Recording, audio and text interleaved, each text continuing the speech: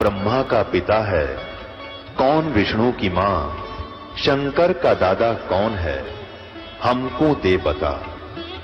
ये जानने के लिए कृपया सुनिए। जगत गुरु तत्वदर्शी संत रामपाल जी महाराज के अमृत वचन सर्व पवित्र धर्मों के पवित्र शास्त्रों के आधार पर। दास का जो उद्देश्य है और भगवान का जो काल से प्रोमिस है, एग्रीमेंट है, वो यही था। काल ने कहा था कि आप अपना ज्ञान देकर अपना बनाना प्रभु, बाई फोर्स ना करना। जो आपके ज्ञान को मानेगा आपका हो गया, जो मेरी बकवादों में उलझा रहेगा वो मेरा होगा। मैं उसको खाऊंगा, नचाऊंगा, जन्म मृत्यु के अंदर उनको चक्कर कटाऊंगा, उसमें बाधा ना करना। परमात्मा को तो पता ही था अगर मैं इनको ले जा सकता हूँ एक सेकंड के अंदर सब पूरे विश्व को, लेकिन ये वहां जाकर भी ये को बंद करेंगे, ये फेर पटकने पड़ेंगे वापस। मैंने तो पहले वहां ले जाने के योग्य बनाया जाएगा आपको। यहाँ से आपकी भक्ति कर्म बढ़ा के, आपके अंदर साधुतापन पा के, आपको सच्ची लगन लगा के, उस सच्चा ज्ञान बता करके आपके अंदर विशेष तड़फ बना के आपकी एकमात्र लगन सतलोक जान की होगी, तब वहां जाओगे। तो उसके लिए ये यहाँ की व्यवस्था और ऊपर की व्यवस्था का साथ साथ चित्रार्थ और वर्णन किया जाता है, ताकि आपका मन इस गंदे लोक तक हटके उस सुखमय लोक में ऐसा प्रेरित हो जा जैसा हम वहां से यहाँ आने के लिए इतने उत्सुक थे। इतनी ही उत्सुकता, इतनी ही प्रबल प्रेरणा यहाँ से वहां जाने की हो। और ये होगी क्योंकि अभी तक तो हमें ज्ञान का कैक है भी नहीं पता था। हमने तो जन्म मरण के खचड़े कोई पूरा मान रखा, तो बस यही है, इतना ही काम है, मरो सभी मरते हम भी मर जाते हैं, कोई फर्क नहीं पड़ने वाला। अब पता चलेगा इसे बहुत फर्क पड़ने वाला। कोट जन्म हो गया, हमने धक्के खाते, गधे कुत्ते सुअर बन के यहाँ भटकते। थोड़ा सा मनुष्य शरीर है, इसमें सुख का भोजन मिल जाता है, इस पे हम पता नहीं क्या बन बैठे।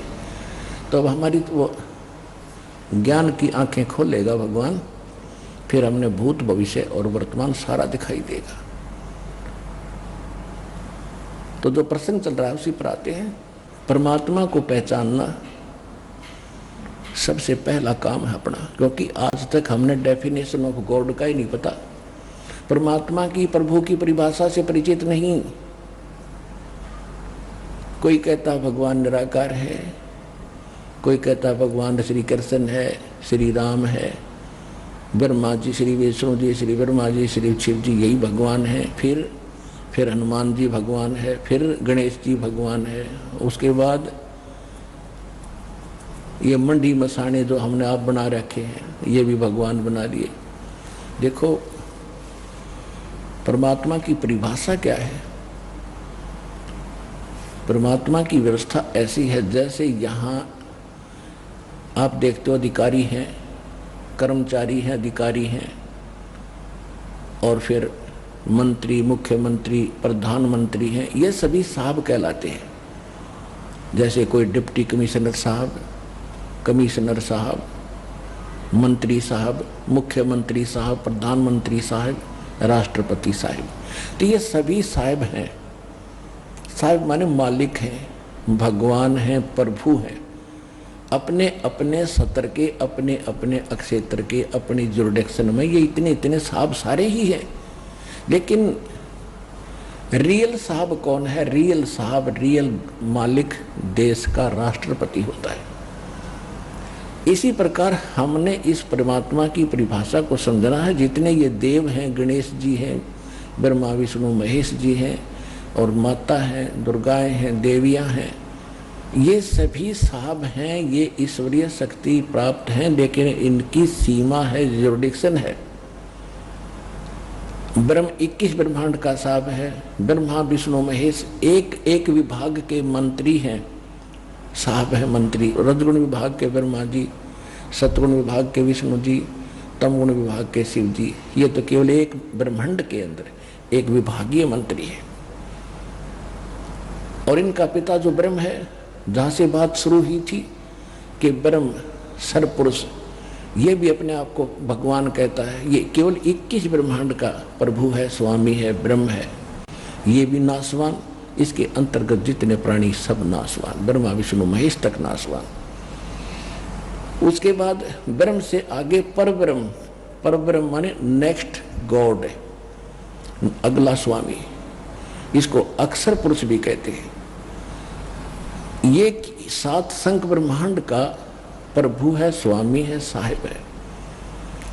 इसके ऊपर है फिर पूर्ण ब्रह्म, परम अक्षर ब्रह्म यानी सत्य साहिब। वो असंख्य ब्रह्मांड का प्रभु है, असंख्य ब्रह्मांड का मालिक है, इंक्लूडिंग अक्षर पुरुष एंड सर पुरुष। इन सबके ऊपर मालिक है। वो ही वास्तव में पुरुषोत्तम है। उसी को वास्तव में परमात्मा कहा जाता है। श्रीमद् भगवत गीता अध्याय नंबर 15 के श्लोक 16 और 17 में 3 पुरुष स्पष्ट बताए। सरपुरुष ये 21 ब्रह्मांड का स्वामी, ये ब्रह्म काल है। 7 संख ब्रह्मांड का स्वामी है वो अक्षर पुरुष है, जिसको परब्रह्म भी कहते हैं। इन दोनों के जितने भी प्राणी हैं इनके अंतर्गत सब नासवान है और ये स्वयं भी नासवान है। गीता अध्याय नंबर 15 के श्लोक 17 में कहा कि उत्तम पुरुषत्व अन्य परमात्मा इति उदाहरते है, ये लोग धर्म आविश्य विवर्ती अवैश्वर है। वास्तव में उत्तम पुरुष श्रेष्ठ भगवान तो इन दोनों से अलग है, सरपुरुष और अक्षर पुरुष है, और उसी को परमात्मा कहते हैं। ओए होए पुण्यात्मा, जहां ये ऐसा जुल्म हो रहा है, आप कश्मीर में देख रहे हो क्या हाल हो गया। जिन कोठियों के चिपके बैठे थे उनकी छात पर बैठकर जीवन रक्षा मांग रहे हैं और उनको उठाकर बाहर निकाला जा रहा। झांकते भी उन कोठियों की तरफ केवल अपनी जान दिखाई देती है, कहीं 2 टूक मिल जाए। तो पुण्यात्मा इसे गंदे लोक में इसको हम परमात्मा कह सकते हैं जहां हम रह रहे हैं। पीछे केदारनाथ के अंदर कितना नाश हो गया था, जगह जगह कैसा हाल हो जाता है। कोई दुर्घटना से मर जाता है, कहीं भूख मरी है, कहीं पर एक्सीडेंट हो गया, कोई कैंसर से पीड़ित है, कोई किसी कष्ट से दुखी है। जिस लोक में आप रह रहे हो क्या परमात्मा का लोक हो सकता है? लेकिन ये भी परमात्मा प्रसिद्ध हो रहा है। अब इस गीता अध्याय नंबर 15 के श्लोक नंबर 17 में स्पष्ट कर दिया है कि उसको परमात्मा कहते हैं। परम आत्मा, श्रेष्ठ आत्मा। तो भगवान इसलिए कहा है कि वो परम आत्मा है, वो श्रेष्ठ आत्मा है। श्रेष्ठ आत्मा वो है, आत्मा है तो परमात्मा साकार है। हम भी आत्मा है, हम परमात्मा नहीं है, हम आत्मा है। और आत्मा भी मलिन आत्मा होगी, वो परमात्मा है, कंस्टेंट रहता है, उसमें कोई मलिनता कभी नहीं आती, इसलिए वो भगवान है, सर्वशक्तिमान है। तो हम परमात्मा का अर्थ है जो दुख ना दे, केवल सुख सुख देता है, उसको परमात्मा कहते हैं। तो यहां स्पष्ट ये भी कर दिया कि वही सभी तीनों लोकों में प्रवेश करके। अब 3 लोक की 2 प्रकार से होती है। जैसे एक तो हरियाणा की राजधानी और एक राजधानी सेंटर की, राजधानी दोनों ही है, कैपिटल दोनों कहलाती है, पर दिन रात का अंतर है। ऐसे ये लोकों का अंतर है। जैसे एक तो ये लोक है पाताल, पाताल लोक, पृथ्वी लोक और स्वर्ग लोक, ये भी 3 लोक हैं। फिर 3 लोक इससे हटकर हैं। एक तो अक्षर पुरुष का लोक, 21 ब्रह्मांड का क्षेत्र, फिर अक्षर पुरुष का लोक, 7 संख ब्रह्मांड का क्षेत्र, और फिर तीसरा जो लोक है वो सतलोक, ऊपर का जो लोक अविनाशी स्थान है, वो सारा अलग एक लोक है। उसके विभाग भले ही 3-4 हैं आपस, लेकिन ये 3 लोक ऐसे बनते हैं। जब यहाँ हम ज्ञान सुनाते हैं तो ये 3 लोक अलग होते हैं। 3 लोक का राज है ब्रह्मा विष्णु महेश, ऊंचा धाम कबीर का वाणी विरह विदेश। तो जब यहाँ 3 लोक की बात की है तो पृथ्वी, स्वर्ग और पाताल तक सीमा है। और जब यहाँ कह रहा है कि 3 लोकों में प्रवेश करके वही सबका धारण पोषण करता, अब 3 लोक ये ऐसे बन गए। एक 21 ब्रह्मांड का क्षेत्र ब्रह्म का, और 7 संख ब्रह्मांड का क्षेत्र ये परब्रह्म यानी अक्षर पुरुष का, और फिर ऊपर के जो 4 लोक हैं, सतलोक, अलखलोक, अगमलोक और अनामी अकैलोक, ये 4 लोक हैं। वो लोक फिर एक है 4 को मिलकर, और ये 2 लोक ये न्यारे। इस प्रकार ये 3 लोक हैं, क्योंकि अध्यात्म मार्ग का इस पृथ्वी पर इस दास के अतिरिक्त वर्तमान में किसी को पता नहीं, एक कैक है भी पता नहीं है। यद दया हुई दाता की।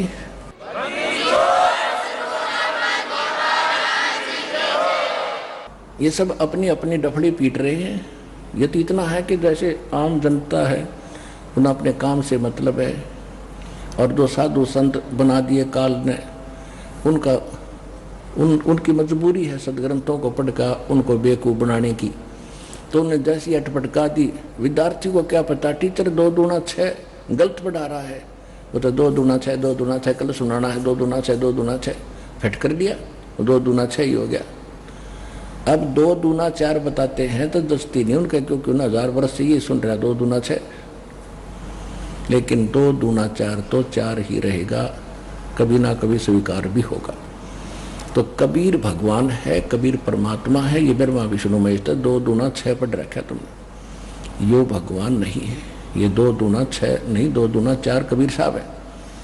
तो कहने का भाव ये है, पुण्यात्माओं, ज्ञान से ही ज्ञान होता है।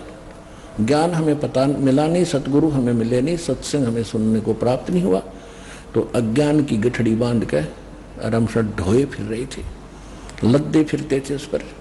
अब वो पटकनी उठा के अब ये धरनी भगवान वाली आपके ऊपर है, ये आपको सदा सुखी करेगी। परमात्मा को सबसे पहले हमने परमात्मा को पहचानना है, और जब तक हमें ज्ञान नहीं होगा तो हम कैसे आगे बढ़ेंगे। तो ये सिद्ध हो गया कि परमात्मा की परिभाषा या इतनी बन गई, 2 अक्षरों में आसानी से समझ में आ गया। आपके 10 मिनट का सत्संग है, जो ज्ञान समझने को चाहता हो समझना, इतनी सी बात है। सदग्रंथ आपके पास है, अध्याय श्लोक दास बता रहा है और दिखा भी रहा है समय समय पर, तो जल्दी समझो, जितना देर करोगे पछताओगे। अब हम आगे बढ़ते हैं। अब परमात्मा की जो परिभाषा है ये इतनी सी है, तो अब हमने इन सदग्रंथों से पहचानना है कि कौन है वो समर्थ, वो परम अक्षर ब्रह्म कौन है। वो कहां से प्रमाणित होगा? हमारे सदग्रंथों से भी होगा, और जो सदग्रंथ बता रहे हैं, हर साथ में आंखों देखा महापुरुष बता रहे हैं जिनको भगवान मिले हैं, और दोनों की एक जैसी व्याख्या है। तो he is God, he is complete God, he is supreme God, वही है वो पूर्ण परमात्मा, वही है वास्तविक भगवान। श्रीमद् भगवत गीता अध्याय नंबर 16 के श्लोक 23-24 में स्पष्ट कर दिया कि अर्जुन, शास्त्र विधि को त्याग कर जो मनमाना आचरण, मनमाने मंत्र जाप करते हैं, साधना करते हैं, वो व्यर्थ है। न तो उनको सिद्धि प्राप्त होती है, न कोई सुख होता है, न उनकी गति हो। इसीलिए तो हम भक्ति करते हैं, ये तीनों पदार्थ मिले। और फिर स्पष्ट कर दिया है कि कर्तव्य और अकर्तव्य की व्यवस्था में, यानी जो साधना करनी चाहिए, जो ना करने योग्य है, उसके लिए सदग्रंथ ही प्रमाण है। किसी की दंत कथा पर विश्वास मत करना। तो पुण्यात्माओं, सबसे पहले हम अपने सदग्रंथ लेते हैं, वो सदग्रंथ जो बता रहे हैं, और फिर जिन महापुरुषों को हम मोक्ष मानते हैं, गुरु नानक देव जी जो सिख धर्म के प्रवर्तक हैं, सिख गुरु नानक देव जी, इनको विश्व में कोई यूं कहने वाला नहीं है कि ये भगवान से इनको परमात्मा नहीं मिले। और तो चाहे हम किसी को मानने ना मानने, क्योंकि बहुत कम परिचित हैं उन महापुरुषों के बारे में जिनके विषय में दास उनके शुभ नाम बताता है। जैसे आदरणीय धर्मदास साहिब जी, आदरणीय धर्मदास साहिब जी से कबीर पंथ चला है, और कबीर पंथ भी अपने पवित्र कबीर सागर से आज कति परिचित नहीं, उसमें बताया क्या है। अब सबसे बड़ी समस्या दास के सामने ये आई है कि कबीर पंथ में मेरा जन्म हुआ। जन्म का मतलब ये नहीं है कि जन्म से ही मैं कबीर पंथी था, नहीं। अध्यात्म जो जन्म मेरा कबीर पंथ में हुआ, गरीबदास वाले पंथ में, गरीबदास का पंथ भी कबीर पंथ कहलाता है। जब दास ने आदरणीय गरीबदास साहिब जी की जो वाणी पढ़ी, देखा, और जो गरीबदास पंथ के लोग साधक जो साधना कर रहे थे उनका अंतर देखा, माथा ठनकता था कि ये मानने या इनकी लोक वेद को माने। इतना ज्ञान उस समय नहीं था। फिर धीरे धीरे परमात्मा ने ज्ञान मैच्योर किया, तो फिर देखा कि कबीर पंथी और कबीर साहब के विरुद्ध ज्ञान दे रहे हैं। कबीर साहब को एक सिंपल सतगुरु मानते हैं, भगवान को निराकार बताते हैं। यही दशा गरीबदास पंथ की। एक मेरे गुरुदेव ने छोड़ के गरीबदास पंथ में कोई संत नहीं देखा मैंने जो ठीक बात करता हो और अनुकूल कहानी और अनुकूल ये ज्ञान दे रहा हूं। उसके बाद फिर गीता और वेद, क्योंकि इसमें हमारा जन्म बाई बर्थ हम वहाँ थे।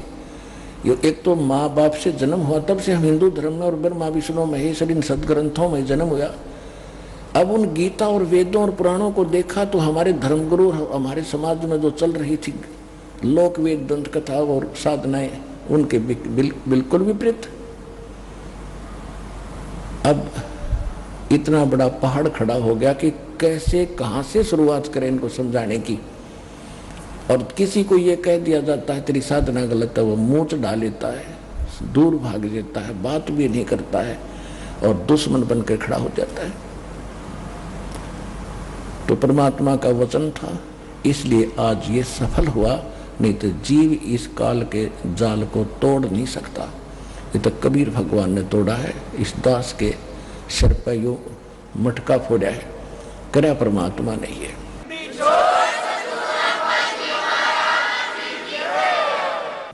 अब परमात्मा की थोड़ी सी पहचान बताएंगे, क्योंकि परमात्मा को जानने के लिए तो ऋषियों ने सारे जीवन भी लगा दिया, तो भी ना समझ में आया उनके। उसका कारण क्या था? वस्तु कहाँ खोजे कहाँ, किसी विधि लागे हाथ, एक पलक में पाइयो खोजी ले लो हाथ। एक सेठ था, उसने अपने बच्चों से बता दिया था कि बेटा अभी मैं तुम्हें धन बताऊंगा नहीं, और मैं लिख कर जाऊंगा एक पैड पे बही में। मेरी कभी मृत्यु अचानक हो भी जाता, उस पैड को समझ लेना, उसके आधार से निकाल लेना। और पैड में भी कोड वर्डों से लिख दिया, कोई सेनपढ़ का चोर ढूंढ लेना, पिता की मृत्यु होगी। बच्चों ने फिर कुछ दिन के बाद क्रियाक्रम करके देखा भी पिताजी धन घना बतावे थे और पैड में लिख रखा बतावे थे। वह पैड देखी, बही देखी, उसमें लिखा पाया कि चांदनी 14 रात के 12 बजे मंदिर के गुम्बज में सर्वधन दबा रखा है। अब उन्होंने कुछ दिनों के बाद क्या देखा, रात के 12 बजे वो मंदिर का गुम्बज फोड़ा। मंदिर का गुम्बज फोड़ के देखा, उसमें कुछ नहीं पाया। तो बड़े चिंतित हुए कि इतना धन, और पिताजी तो गलत लिख गए, ये तो बहुत, अब वो मिलेगा नहीं, क्योंकि जहां उन्हें लिखा वो हमें मिला ही नहीं, तो और जगह खोज कहाँ सकते। बड़े चिंतित उदास थे। तो उनका मित्र था उनके पिता का एक लाला जी, वो शोक व्यक्त करने के लिए आया, क्योंकि पहले ऐसे साधन थे, कई दिन महीनों पीछे पता चलता था कि मृत्यु होगी मित्र की। बच्चों ने अपनी समस्या बताई कि अंकल जी ऐसे ऐसे मेरे पिताजी ने धन लिखा था, वहाँ मिला नहीं, और हमने तो बड़ी चिंता होगी, बहुत घना धन है। उसने कहा कि बेटा दिखाओ कहाँ लिखा है, मैं देखता हूँ। उसने देखा, उसमें लिखा था चांदनी 14 रात्रि के 12 बजे, और मंदिर के गुम्बज में सारा था। हाँ, गुम्बज तूने तोड़ रखा मंदिर का। तो गांव वाले कहने लगे, अरे निकम्यो, तेरा बाप तो ऐसा धार्मिक था, मंदिर बनाया तुम तोड़न लग गए। तो न शर्मिंदा ने कहा जी हम इन्हें बढ़िया बनावाएंगे, पिताजी का आदेश है। वहाँ तेनों इज्जत बचाई। फिर उसका वो अंकल कहने लगा, बेटा इस गुम्बज को फिर तैयार करो, और अगली 14 चांदनी को मैं आऊँगा, फिर बताऊँगा धन कहाँ पर है। उन्होंने मंदिर दोबारा बनवा दिया गुम्बज ऐसे ही। तो रात्रि चांदनी 14 रात के 12 बजे उस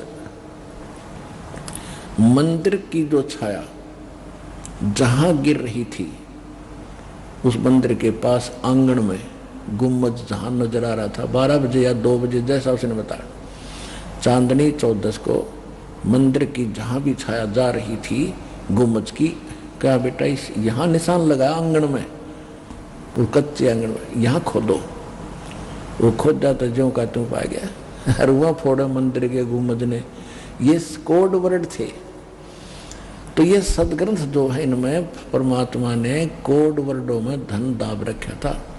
ये कोड वर्ड इस दास का समझ में आए, अब खोल दिया भंडारा। जिन महापुरुषों को परमात्मा मिले, जिनके शुभ नाम दास बार बार बताता है, उनको छोड़कर सब ने गुम्बज फोड़े।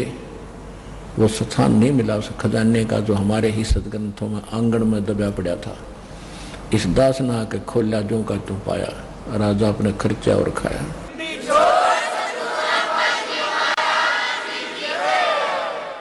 तो सबसे पहले हम आपको आदरणीय गरीबदास साहिब जी को परमात्मा मिले, ये कथा आपको बहुत बार सुना रखी हमने। थोड़े से हिंट आज देकर आज का विषय पूरा करेंगे। आदरणीय गरीबदास साहिब जी गांव छुडानी, जिला झज्जर, हरियाणा प्रांत में जाट किसान के घर उनका जन्म था। 1450 एकड़ जमीन थी, बहुत बड़े किसान थे। और वहाँ उनके नानके थे, अपने नानका में रहा करते थे, क्योंकि उनका कोई मामा नहीं था। इसलिए उनके नाना जी ने उनके पूज्य पिताजी यानी गरीबदास जी के पूज्य पिताजी को वहाँ पर घर जमाई रखा था, सारी संपत्ति उनके नाम कर दी थी। गरीबदास जी का जन्म वहीं हुआ था जब वो 10 वर्ष के हो चुके थे। खेतों में अपने ही गौओं को चराने जाया करते थे। गांव के अन्य व्यक्ति भी अपनी गौओं के उन्हीं के खेतों में चराया करते थे, क्योंकि बहुत ज़्यादा जमीन थी। तो परमात्मा संवत 1784 सन 1774 में तो जन्म हुआ गरीबदास जी का। 10 वर्ष के बाद जब वो 10 वर्ष के हुए तो भगवान मिले संवत 1784 में, सन 1727 में। परमात्मा कबीर साहब सतलोक से आए, जिंदा महात्मा का रूप बनाकर वहाँ बच्चे बैठे थे वृक्ष के नीचे, जांडी के पेड़ के नीचे, जाटी के। दिन के 10 बजे के आसपास फाल्गुन उतरते की द्वादशी, फाल्गुन सुदी द्वादशी, चांदनी द्वादशी, तो उस समय गर्मी हो जाती है। वृक्ष के नीचे बैठकर खाना खा रहे थे। परमात्मा, एक रास्ता जाता है छुडानी से कबलाना गांव है, छुडानी गांव से कबलाना गांव को कच्चा रास्ता जाता था, अब तो पक्की सड़क बन गई है। वहाँ जांडी का पेड़ था। परमात्मा पीछे से आए, उस रास्ते से वहीं उतरे सतलोक से आकर, एक दिन फिर अतिथि रूप बनाकर चलने लगे साधु रूप में। तो वहाँ बैठ के तो सभी वहाँ उपस्थित पालियों ने, ग्वालों ने कहा महाराज भोजन पाओ। परमात्मा ने कहा भोजन मैं खा के आया हूँ। फिर कहा जी भोजन नहीं खाओगे तो दूध तो पीना ही पड़ेगा, हम बगैर कुछ खाए पिए साधु अतिथि को नहीं जाने देते हैं। परमात्मा ने कहा मैं कुंवारी गायों का दूध पीता हूँ, ये पिला दो भाई। तो वो कहने लगे ग्वाले के महाराज आपकी दूध पीने की नीत नहीं है, आप तो मजाक कर रहे हो। तो गरीबदास जी एक छोटी सी बच्चिया को लाए पकड़कर, जिसने दूध पीना छोड़ रखा था और अभी उसको बैल ने टच नहीं किया था, यानी कंवारी, अंडरस्टूड है, कंवारी शब्द पर्याप्त है, उसको लेकर आए। परमात्मा ने कहा, गरीबदास जी कहने लगे महाराज इसका बच्चा भी नहीं है, दूध कैसे देगी। कबीर परमात्मा ने कहा जिंदा महात्मा के रूप में बेटा कोई साफ पात्र लाओ दूध निकालने का। एक मिट्टी का बरोला सा था, छोटा सा मटका। गरीबदास जी को कहा कि इसके नीचे रख के बैठ के रख। वो पकड़ के बैठ गया बछिया के नीचे, सतनों के नीचे। परमात्मा ने ऊपर से आशीर्वाद भरा हाथ रखा, लंबे लंबे सतन हो गए और दूध की धार चल गई और पात्र भरने के बाद रुक गई। परमात्मा ने पिया।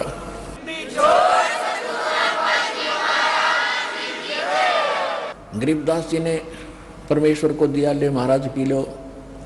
आप तो कमाल कर दिया आपने तो। थोड़ा सा मालिक ने पिया, फिर कहा बेटा पी लो, ये दूध अमृत है, ये सतलोक से आया है, यहाँ का नहीं है। लेकिन जो बड़ी उम्र के एज्ड जो पाली थे, ग्वाले थे, वो कहने लगे हम नहीं पीवे, ये तो कुंवारी गाय का दूध निकाल दिया जादू दंतर से, पाप का दूध है, हम नहीं पिएंगे, उठकर चले गए। गरीबदास जी कहने लगे महाराज मुझ दास को दो, आपका कब कब मिले ये अमृत।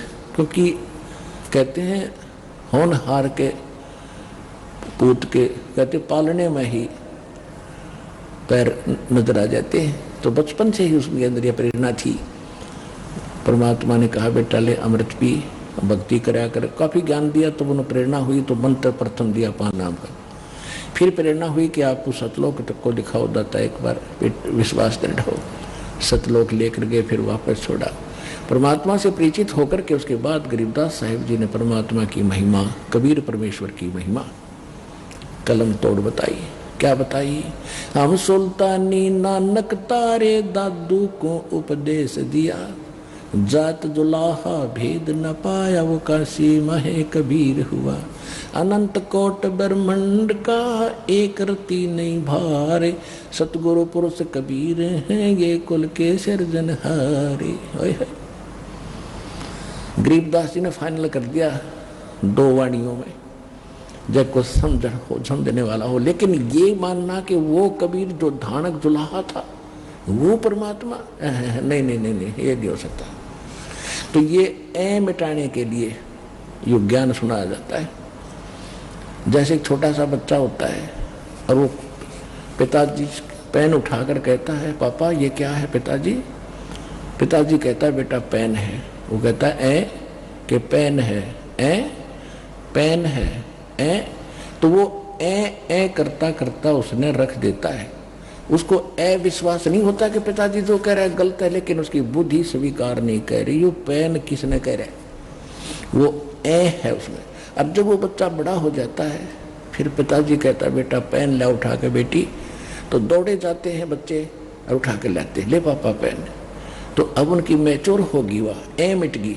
तो अभी इस संसार का है। कबीर साहब भगवान तो ये अभी आप में भी है, क्योंकि पहली बार जो आता वो एकदम थोड़ा ही भगत बन गया। लेकिन जो दास के बच्चे हो गए, नाम ले लिया, दीक्षित हो गए बेटा बेटी, तो उनको विश्वास नहीं है दास की बातों पर, लेकिन अभी भी है। तो वह मिटाने के लिए ये सत्संग सुनाया जाता। अब गरीबदास साहिब जी ने जो परमात्मा की व्याख्या की वो सुनाऊंगा। पुण्यात्माओं, सन 1994 से लेकर सन 2012 तक तो हमने इतना संघर्ष किया है कि इस अज्ञान का नाश करने में सफल हुए कबीर भगवान की रजा से। और 2012 के बाद अब आप देख रहे हो कैसा उफान आ गया भगवान के ज्ञान में। हाय हाय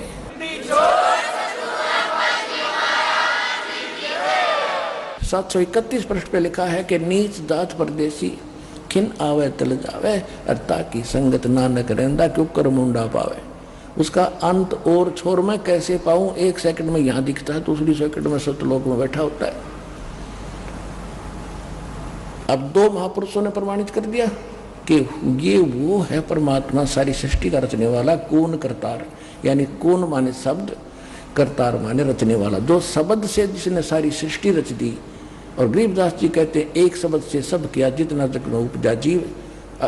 एक वचन में सब रचे सकल ब्रह्मांड।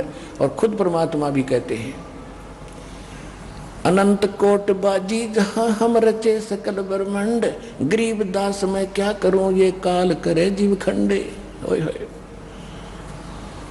हम ही अलख अला है कुतुब गोस और पीर, गरीबदास खालिक धनी हमरा नाम कबीर। ए स्वामी श्रेष्ठा में सृष्टि हमारे तीर, दास गरीब अधर बसू अवगत सत कबीर।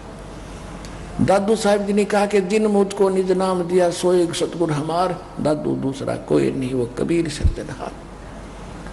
ऐसे मुल्क दास जी ने कहा, ऐसे धर्मदास जी ने कहा, ऐसे गीसा दास जी ने कहा। और ऐसे ही स्वामी रामानंद जी ने कहा कि दो ठोर है एक तू भया एक से 2, गरीबदास हम कारणे तुम आए हो मत दो।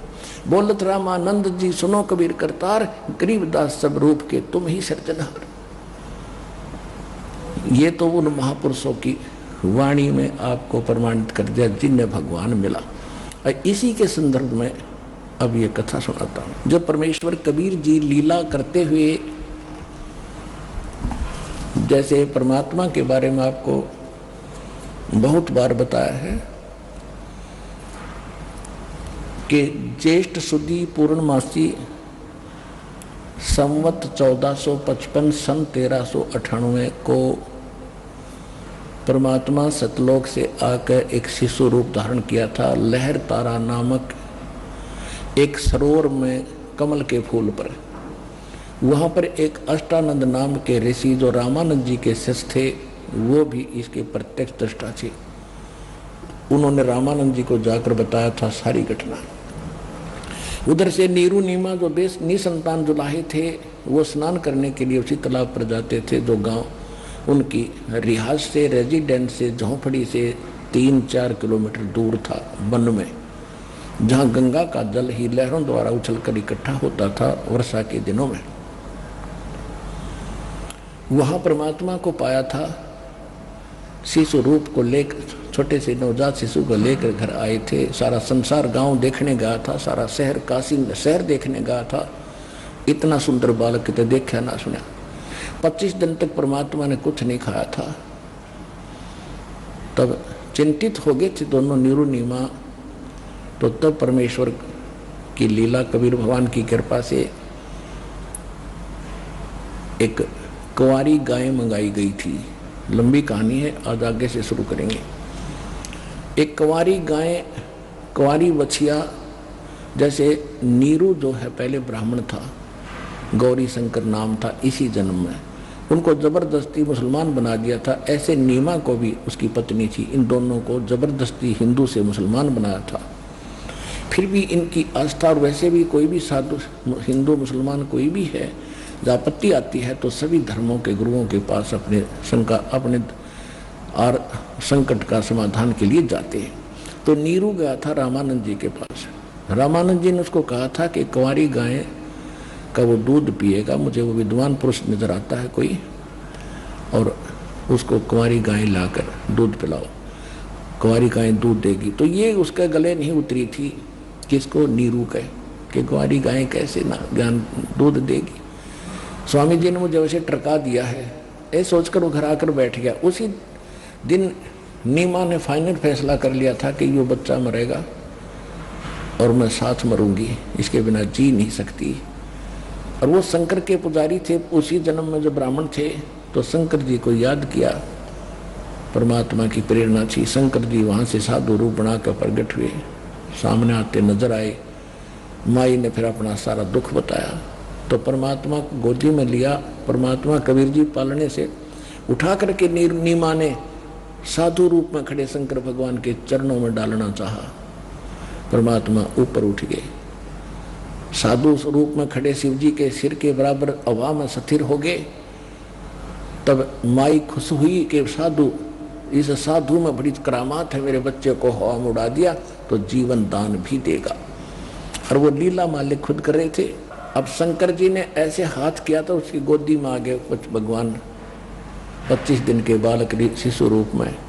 तब परमात्मा की और उस शंकर भगवान की 6 बार वार्ता हुई। और माई देख रही है ध्यान से, बच्चा बोल रहा है, वह सोच रही थी इस बाबा जी ने बुला दिया मेरा बेटा। तो यहाँ गरीबदास जी सूक्ष्म वेद में कहते हैं, जगत का पेखना पेखा, धनी का नाम ना लेखा। हमने राम कृष्ण ब्रह्मा विष्णु में इसको नो सुप्रीम पावर मान रखा था कि छोटे मोटे संकट जो इन पुजारियों पर आते हैं वो भी भगवान कबीर साहब ही उनको सुख देता है और नियमित इनके कर देते हैं। ये महिमा के भूखे नहीं है, क्योंकि जिसकी महिमा अपरंपार, उसने जरूरत नहीं महिमा कराने की। तो शंकर भगवान उस बाबा जी की महिमा बन रही थी उस नीमा की दृष्टि में। वो भी सोच रहे थे परमात्मा या बुढ़िया मर जाएगी, मैं तो मरूंगा नहीं, पर यह मर लेगी चिंता कर कर मेरे विषय में। खाना इसने छोड़ दिया। तब शंकर भगवान में को कहा परमात्मा ने कि कुंवारी बछिया मंगाओ, उस पर आप अपना आशीर्वाद भरा हाथ रखो, वह दूध देवेगी, मैं उसको पीऊंगा। और साफ बर्तन मंगाओ ब्राह्मण उसके कुम्हार के घर से। तब नीरू को बताया गया और उधर से रामानंद जी ने भी यही कहा था, तो उसके कुछ आशा जाएगी। और उसने कहा महात्मा ने कि तुम लाओ बच्चा। महात्मा रूप में खड़े शिव जी ने कहा कि नीरू आप जाओ लाकर बच्चिया लाओ, मेरे आशीर्वाद से दूध देगी। तब उसको विश्वास हुआ कि महात्मा में कुछ करामात है। ऐसा ही हुआ, कुंवारी गाय ने दूध दिया, भगवान ने दूध पिया। तो आज तक हम जिन सदग्रंथों को सत्य मानते रहे, ऋग्वेद मंडल नंबर 9 सूक्त नंबर 1 मंत्र 9 में स्पष्ट लिखा है कि जब भगवान परमात्मा अमर पुरुष पूर्ण परमात्मा जब शिशु रूप धारण करके अपनी लीला करने प्रत्येक युग में आते हैं तो वो कंवारी गाय से उनकी परवरिश की लीला होती है, ऐसा लिखा है। जब वेद बताते हैं, आपको बहुत बार दिखाया दास ने, जब वेद बताते हैं कि भगवान ऐसी लीला करता है और जिसने ये लीला की है who is God, he is God, तो वो कबीर इज गॉड। कौन कबीर? हम सुल्तानी नानक तारे दादू को उपदेश दिया, जात दुलाहा भेद न पाया वो काशी महे कबीर हुआ।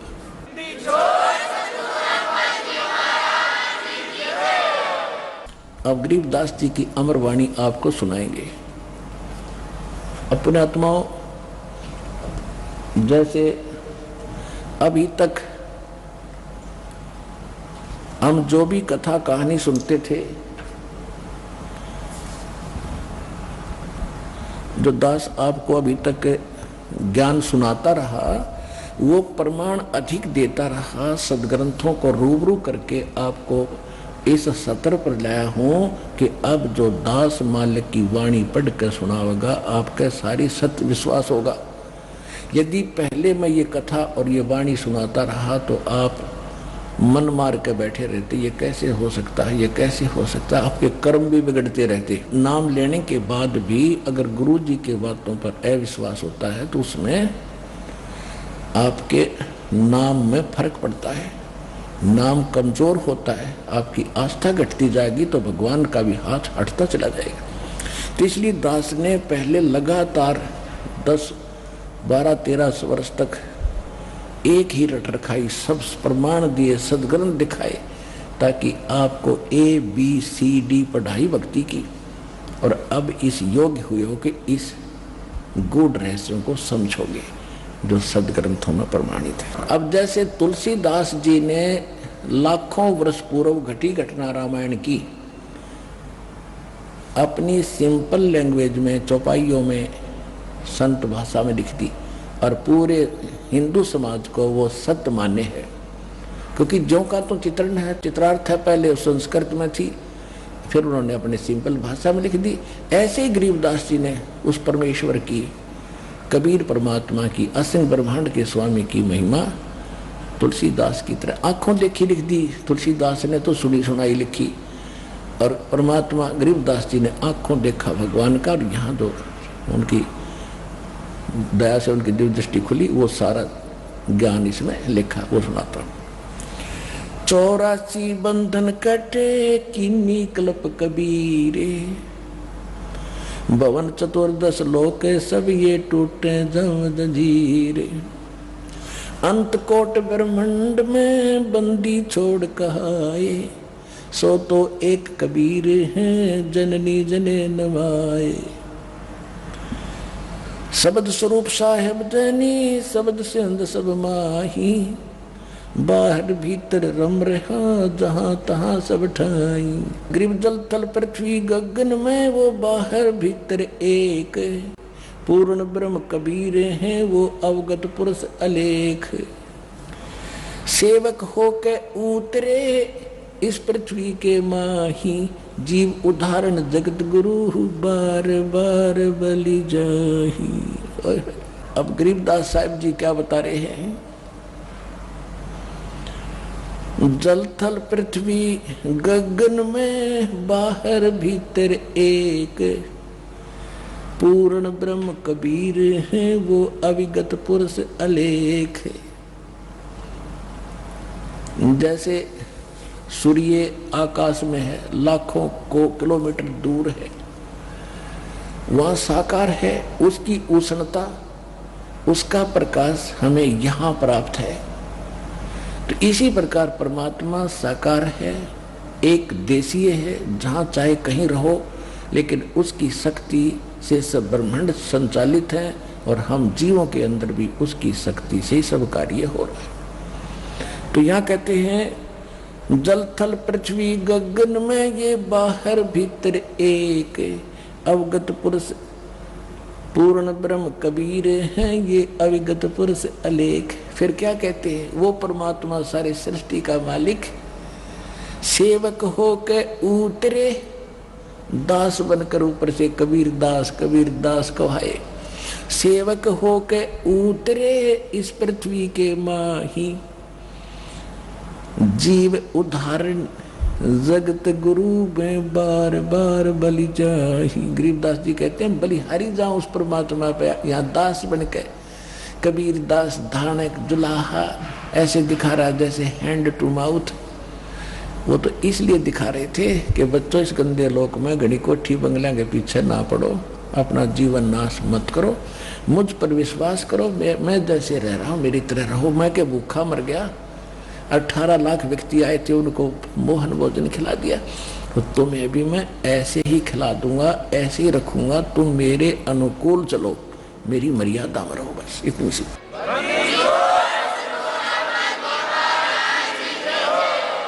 सेवक हो के उतरे माने सहशरीर आए। और ऊपर स्पष्ट कर दिया है, अनंत कोट ब्रह्मांड में बंदी छोड़ कहाए। बंदी छोड़ यानी सबके बंधन छुड़ाने वाले, कैद से मुक्त कराने वाले। अनंत कोट ब्रह्मांड में वो बंदी छोड़ कहाए, सो तो एक कबीर है वो जननी जने नवाए। सेवक होकर उतरे वो इस पृथ्वी के माही, जीव उदाहरण है। और किस उद्देश्य से? जीवों का उद्धार करने के लिए, जगत गुरु रूप में सबके सत्य मार्ग की शिक्षा देने वाले के रूप में। और गरीबदास जी कहते हैं उसके ऊपर मैं बार बार बलिहारी जाऊं, ऐसे महापुरुष ऐसे समर्थ। और यहाँ हमारे लिए भटक रहे एक दास बनकर, कबीर दास। कभी हम गाली दे रहे थे, पत्थर मार रहे थे उसको, अपने बाप को। हमने काल की इतनी भांग पी रखी है। काशीपुरी कष्ट किया उतरे अदर अदारे। कहते काशीपुरी में परमात्मा आए, ऊपर से अधर अधार ऊपर के ऊपर आए। मोमन को मुजरा हुआ वहां जंगल में दीदारे। अब जहां परमात्मा प्रकट हुए उनका इतना सुंदर शरीर दिखा था, इतना नूर था उनके शरीर में। कोटि किरण शशि भाने सुध ये आसन अदर विमाने, पर सतपूर्ण ब्रह्म को शीतल पिंड और प्राण। नीमा ने जब बच्चे को गोद में लिया, वहां से उठाकर प्यार किया पुत्रवत। कभी उसके मुंह से प्यार, मुंह चूम कर प्यार कर रही है, कभी माथे को चूम रही है, कभी सीने से लगा के, और अपने शंकर भगवान के 100 शुक्र मना रही है कि शंकर भगवान ने मुझे पुत्र दे दिया। अब यही तो चक्कर पड़ा हुआ था। हम पूज्य थे, किसी ने काम करे था कोई, और क्रेडिट किसी को मिल रहा था, धनी का नाम नहीं था। अब पता चलेगा ये कौन था, कौन खेल कर रहा था हमारे साथ। गोद लिया मुख चूम कर हेम रूप झलकंत। इतना सुंदर शरीर था परमात्मा का, वाइट जैसे बर्फ होती है, हिम बर्फ। काशी उल्टी गुल भया मोमन का घर घेरे। कोई कहे ब्रह्मा विष्णु है, कोई कहे इंद्र कुबेर। अपनी अपनी अटकलें। जैसे कोई बच्चा पैदा होता है तो अड़ोस पड़ोस की औरतें आती हैं, रिश्तेदार भी आ जाते हैं। कोई कहता है इसके चाचा पर शक्ल जाती है, कोई कहता है इसकी मामा पर शक्ल है इसकी, कोई कहे इसकी ताई पे, कोई कहे इसकी माँ पे शकल है इसकी। तो अपनी अपनी सूझबूझ से वो उसकी वेरिफिकेशन कर रहे थे। क्या? काशी उमटी गुल भया और मोमन का घर घेरे। घर के ऊपर आगे सारे देखने खातिर झुंड के झुंड। कोई कहे ब्रह्मा विष्णु है, कोई कहे इंद्र कुबेर।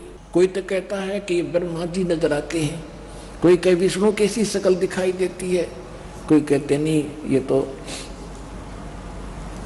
कुबेर की तरह नजर आता है। कोई कहे ब्रह्म धर्म राहे है, कोई कहते है ईश।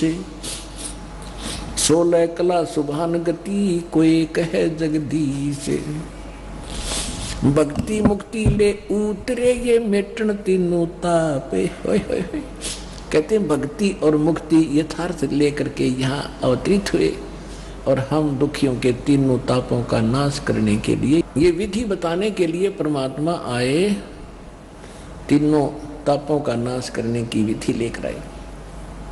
ऋग्वेद मंडल नंबर 9 सूक्त 94 के मंत्र 1 में 94 के, ऋग्वेद मंडल नंबर 9 सूक्त 95 मंत्र 2 में यह स्पष्ट किया है कि परमात्मा जब सहज शरीर यहाँ आते हैं या वैसे नवजात शिशु को रूप धारण करके बड़े होते हैं लीला करते हुए, तो वो एक कवियों की तरह आचरण करते हुए अपना ज्ञान बताते हुए फिरते हैं और वो अपनी वाणी के द्वारा बोल बोल के भक्ति के लिए प्रेरणा करते हैं, ऊंचे स्वर में आवाज लगाते हैं और भक्ति के गुप्त मंत्रों को वो स्वयं ही आविष्कृत करते हैं, यहाँ हमें देते हैं। तो वही यहाँ गरीबदास साहब बता रहे हैं, भक्ति मुक्ति ले उतरे वो मिटन तीनों ताप। मोमिन यानी मुसलमान दुल्हे के घर पे मोमिन का डेरा लिया वो कहे कबीरा बाप। दूध न पीवे न अनबक न पलने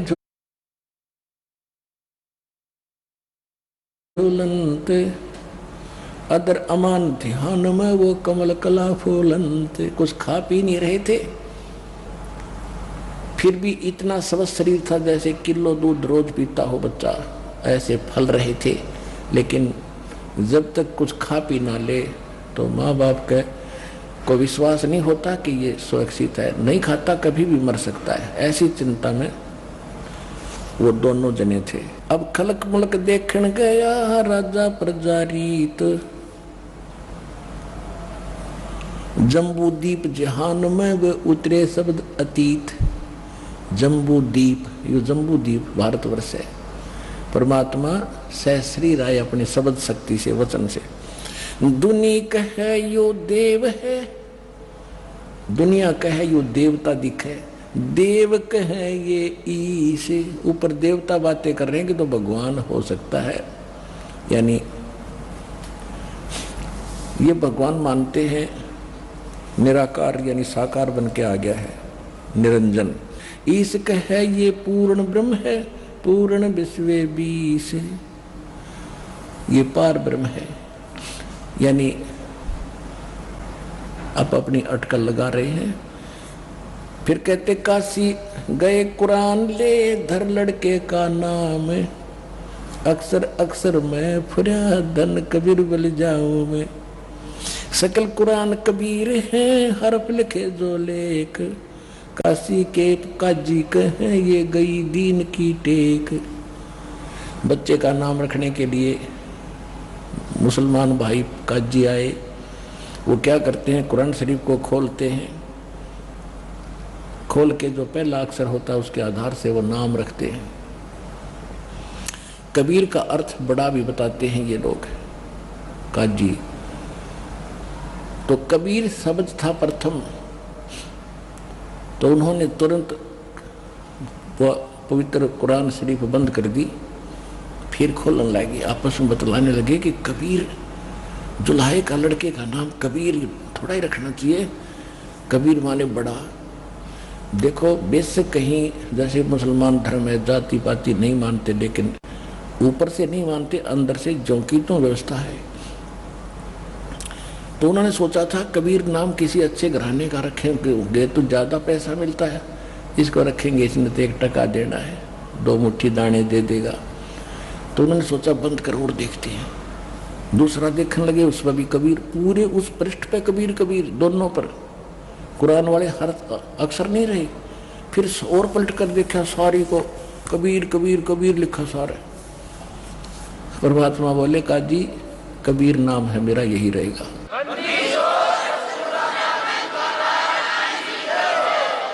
उस कुरान को वहीं पटक गए, ये जादू जंत्र जानता है, ये कोई कमबख्त पैदा हो गया, तुम्हारे मनुष्य पैदा हो गया है, इतना और भड़का दिया उनको, और पता नहीं क्या क्या बकवाद करी, और लंबी कहानी वो यहाँ नहीं सुनाऊंगा। तो बच्चे का नाम कबीर ही रखा गया। यहाँ गरीबदास जी कहते हैं, काजी गए कुरान ले धर लड़के का नाम, अक्सर अक्सर मैं फुरा धन कबीर बलि जाऊं मैं। सकल कुरान कबीर हुए हरफ लिखे जो लेख, काशी के काजी कहे या गई दीन की टेक। महाराज जी ने धर्म भ्रष्ट कर दिया, सारी कुरान कबीर कबीर लिखी गई, वही पट गई। काजी गए पटक कर कुरान को। दूध न पीवन अनुभव कह, न पलने झूलंत, अगर अमान ध्यान में वो कमल कला फूलनते। ना कुछ खा रहा था ना पी रहा था। तो कहते शिव उतरे शिव पूरी से, ये अवगत बदन विनोद। गरीबदास जी बता रहे शिव जी आए शिवलोक से एक साधु रूप बना के। आइए अब हम उन श्रद्धालुओं के अनुभव जानते हैं जो जगत गुरु तत्वदर्शी संत रामपाल जी महाराज जी से दीक्षा प्राप्त कर चुके हैं तथा उनके द्वारा बताए गए भक्ति मार्ग पर चल रहे हैं। नमस्कार सर। नमस्कार सर। सर क्या नाम है आपका? सर मेरा नाम राहुल मणि है जी। राहुल जी आप कहाँ से हैं? सर मैं जिला सहारनपुर से बिलोंग करता हूँ जी, और सहारनपुर का निवासी हूँ जी, मूल निवासी सहारनपुर का हूँ जी। राहुल जी, संत रामपाल जी महाराज से नाम दीक्षा आपने कब ली? 2 तारीख 6 महीना 2014 में ली है जी, संत रामपाल जी महाराज जी से उपदेश जी। राहुल जी, संत रामपाल जी महाराज से नाम दीक्षा लेने से पहले क्या आप कोई भक्ति साधना भी करते थे? जी सर, पहले मैं साधना करता था जी। हमारी जो परिवार के जो हमारे जो सगे बाबा जी है, सेवाराम जी गुरु जी के नाम से उनको जानते हैं जी गांव वाले, तो उनके द्वारा बताई हुई कबीर साहिब की हम साधना करते थे जी। और फिर वो थोड़ा सा रविदास के बारे में भी हमें साधना बताते थे, तो उन साधनाओं से मतलब हमें संतुष्टि नहीं हो पाई जी। फिर मैं निरंकारी मिशन में गया जी। निरंकारी मिशन में थोड़ा सा देखा मैंने, 2 साल रह गए, वहाँ पर भी मुझे कोई संतुष्टि नहीं हुई जी, क्योंकि ये आत्मा परमात्मा को हर समय खोजने में लगी रहती है जी। तो उसके बाद जी फिर मैं हनुमान जी की साधना करी है जी, और हनुमान जी की साधना मैंने 6-7 साल लगातार करी है जी, और बड़े तन मन धन से साधना करी है जी हनुमान जी की। सर जी, जब मैं बालाजी की साधना किया करता था तो सहारनपुर से मैं बाइक से कई बार बालाजी के दर्शन करने के लिए राजस्थान तक गया हूँ, और उन्होंने मुझे कई बार दर्शन भी दिए हैं। तो हनुमान जी की साधना करते करते कई साल तक हुए, तो हमें किसी भी तरह का कोई लाभ नहीं मिला जी। सर फिर आप संत रामपाल जी महाराज की शरण में कैसे आए? सर मैं संत रामपाल जी महाराज जी के शरण में इस प्रकार आया कि मैं सहारनपुर में रेंट के मकान में रहा करता था। तो हमारे पड़ोसी है एक अरुण भगत जी, मैंने बोल दिया कि चलो भाई ठीक है अरुण भगत जी, मैं आपके साथ चल पड़ता हूँ और देख लेते हैं चल के, अगर मुझे अच्छा लगेगा तो मैं उपदेश ले लूंगा, नहीं लगा तो मैं वापस आ जाऊंगा, कोई दिक्कत नहीं। तो जी वहां पर मैं आश्रम के अंदर गया, मुझे बिल्कुल सब कुछ अच्छा लगा जी, और मैंने सबसे पहले मैंने उपदेश ही लिया जी। बाद में फिर संत रामपाल महाराज जी के दर्शन हुए जी, फिर हम इस प्रकार हमने उपदेश लिया जी, और हम फिर घर पर आए जी। सर संत रामपाल जी महाराज से नाम दीक्षा लेने के बाद आपको क्या लाभ प्राप्त हुए? हाँ जी सर, सबसे पहले तो संत रामपाल जी महाराज जी से उपदेश लेने के बाद तो मेरी आर्थिक स्थिति बहुत बढ़िया हुई जी। उससे पहले तो हमारी आर्थिक स्थिति बहुत वीकली थी, और जो मेरी पत्नी है उन्होंने चैलेंज मुझे किया था कि भाई अगर मैं संत रामपाल दास जी महाराज जी से उपदेश जब ले सकती हूँ अगर संत रामपाल दास जी महाराज मेरा मकान बना दे। तो संत रामपाल दास जी महाराज जी ने सबसे पहले तो हमारा मकान बनाया जी। उसके बाद फिर मेरी जो पत्नी है, 2 बेटी है हमारे पास में, और बेटा नहीं था जी। और जो मेरी पत्नी है वो मेरी बहन के साथ में या मेरी माता के साथ में इधर उधर जाया करती थी, जैसा किसी झाड़ फूंक होते हैं उनसे पूछने के लिए साधु संतों के पास जाया करती थी कि बेटे प्राप्ति के लिए जी। तो कहीं से भी उसको संतुष्टि नहीं हुई जी, बेटे प्राप्ति नहीं हुई जी। तो एक दिन मैं बरवाला आश्रम में गया हुआ था, और उस समय जब मैं संत रामपाल जी महाराज जी के दर्शन कर रहा था जी, उस समय मैंने मन ही मन में प्रार्थना करी कि हे परमात्मा दया करना मालिक, पत्नी दुखी है। तो मालिक ने सुनी है जी, और एक संतान प्राप्त हुई है जी, बेटा बिल्कुल हष्पुष्ट है जी, बिल्कुल जी, आज 5 साल का हो गया है जी। और एक दिन वो घर के आंगन में खेल रहा था जी, ऊपर छत पर चले गया जी खेलता खेलता, और छत से नीचे फर्श पे गिर गया जी, और फर्श पे गिर के उसको जरा सी भी खरोच नहीं आई जी बच्चे पे जी, बिल्कुल भी। तो सबसे बड़ा तो हमें ये लाभ मिला जी। उसके बाद एक बार मैं देहरादून में काम कर रहा था जी, तो देहरादून में काम करते समय जो इलेक्ट्रिक जो बोर्ड होते हैं, उन बोर्ड के अंदर एक मशीन होती है जिसको सप्लाई बोलते हैं जी। उस सप्लाई के मैं कनेक्शन कर रहा था, तो कनेक्शन करते समय पेचकस लाइन से टच हो गया जी, और जो पेचकस की आगे की जो नुकीली नोब होती है जी, वो लाइट से कट के नीचे गिर गई जी, और मुझे जरा सा भी कुछ नहीं हुआ जी। सेम यही चीज दोबारा मसूरी में मेरे साथ दोहराई गई जी। मसूरी में मैं ऐसा ही काम कर रहा था अपनी टीम के साथ में, वहां पर भी एक 11,000 की लाइन थी जी, और काम करते समय जिस समय हम स्ट्रक्चर को ऊपर उठा रहे थे तो उठाते समय वो 11,000 की लाइन में टच हो गया जी। 3-4 लड़के थे जी वहां पर भी, वो भी गवाह है, वो भी बता सकते हैं, मेरे लड़के हैं जो परमानेंट मेरे पास काम करते हैं, और वहां भी संत रामपाल जी महाराज जी ने हमारी रक्षा करी है जी। सर घर में जो जब हम पति पत्नी रहा करते थे तो पति पत्नी जरा जरा सी बात को लेकर झगड़ा किया करती थी, कोई बात नहीं होती थी और मतलब मरने जैसी नौबत आती थी जी। कई बार तो मैंने ये भी सोचा कि मैं आत्महत्या कर लूं, लेकिन ये भी मैंने संत रामपाल जी महाराज जी से प्रार्थना लगाई, और वो दिन है और आज का दिन है जी, कोई किसी भी तरह का कलह क्लेश नहीं है जी हमारे घर में जी। एक लाभ मुझे और मिला है जी कि जो मेरी टीम है, मेरे पास में कम से कम 20-25 लड़के परमानेंट काम करते हैं उत्तराखंड में, और मैं उनको उत्तराखंड के हरिद्वार, ऋषिकेश, मसूरी और देहरादून, ऐसा कोई सा बार नहीं होगा जहां पर मैं उनको ड्रिंक नहीं कराता था। लगभग उनको मैं एवरीडे शाम के टाइम 5 बजे ऑटोमेटिकली मेरे मन में कीड़ा काटना शुरू हो जाता था कि चलो भाई आज बैठते हैं। और लड़कों, मैं खुद नहीं ड्रिंक करता था, लेकिन मैं अपने लड़कों को कम से कम डेली 5,000 रुपये की ड्रिंक कराया करता था जी काम के चक्कर में, क्योंकि कमा के तो वही देते थे लड़के, तो उनको मैं डेली ड्रिंक कराने के चक्कर में वहां भी मैं लॉस में जाता रहा जी। उसके कारण क्या हुआ कि उनके साथ में जैसा मैं बैठना शुरू हो गया तो मुझे भी थोड़ी सी लत लग गई जी। मैंने बियर पी है उनके साथ में बैठ के जी, और मेरे सर में मसे जैसे हो गए थे जी पूरे सर में। तो मेरी पत्नी को इस चीज की टेंशन होगी, क्योंकि वो सर में से धीरे धीरे फेस के ऊपर मसे आने शुरू हो गए थे जी, और पत्नी कहने लगी अगर ये तो फेस पर जाएंगे, फेस बुरा लगेगा। लेकिन मुझे वहां भी संत रामपाल जी महाराज जी पे पूर्ण विश्वास था, और मैंने प्रार्थना करी, और वो मेरे मसे, मुझे नहीं पता आज कहाँ है कहाँ नहीं, भी वो गायब हो गए जी बिल्कुल जड़ से। सर लाभ तो वैसे तो रोजाना मिलते रहते हैं जी। सर क्या काम करते हैं आप? सर मैं एक बिजनेसमैन हूँ जी, और उत्तराखंड में बिजनेस करता हूँ जी। सर आप एक पढ़े लिखे व्यक्ति हैं, बिजनेसमैन हैं, और संत रामपाल जी महाराज के बारे में यह धारणा है कि उनसे उनके अनुयायी अंधश्रद्धा के तहत जुड़ते हैं। सर हम आपसे जानना चाहेंगे, क्या ये बात सही है? जी नहीं, बिल्कुल ये गलत है जी। आज समाज शिक्षित है, सब बच्चे और बड़े सब एजुकेटेड है। आप एक बार जितने भी हमारी होली बुकें हैं या हमारी धर्म ग्रंथ है, आप उनको एक बार खोल के देख सकते हो, आप फिर खुद निर्णय करेंगे कि उनके अंदर क्या लिखा हुआ है। तो ऐसा कुछ भी नहीं है कि कोई भी मतलब व्यक्ति अंधश्रद्धा के द्वारा संत रामपाल दास जी महाराज जी से जुड़ जाएगा जी। सब विश्वास के अनुसार जुड़ते हैं जी। सर पहले आप निरंकारी पंथ में थे, फिर आपने संत रामपाल जी महाराज को अपना गुरु बनाया। अक्सर यह कहा जाता है कि गुरु नहीं बदलना चाहिए, गुरु बदलना पाप है, क्या ये बात सही है? जी नहीं, गुरु बदल सकते हैं। अगर मान लिया मुझे कैंसर है और मेरी फला डॉक्टर से वो कैंसर ठीक नहीं हो रहा, तो क्या मुझे डॉक्टर बदलना नहीं पड़ेगा?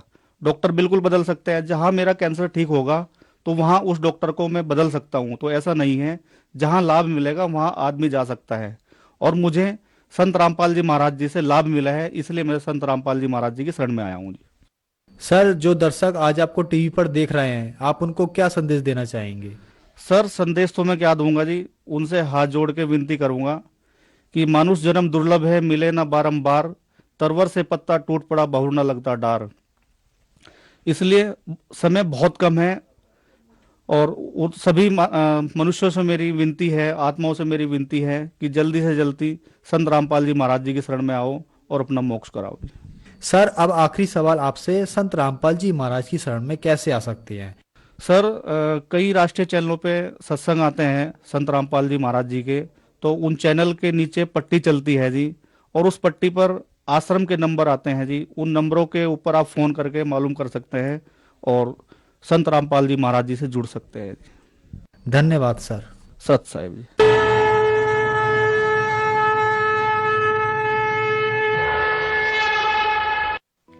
आप सुन रहे थे जगत गुरु तत्वदर्शी संत रामपाल जी महाराज के मंगल प्रवचन। अधिक जानकारी के लिए संपर्क करें 9729277503 9996904503। हमारी वेबसाइट है www.jagatgururampalji.org।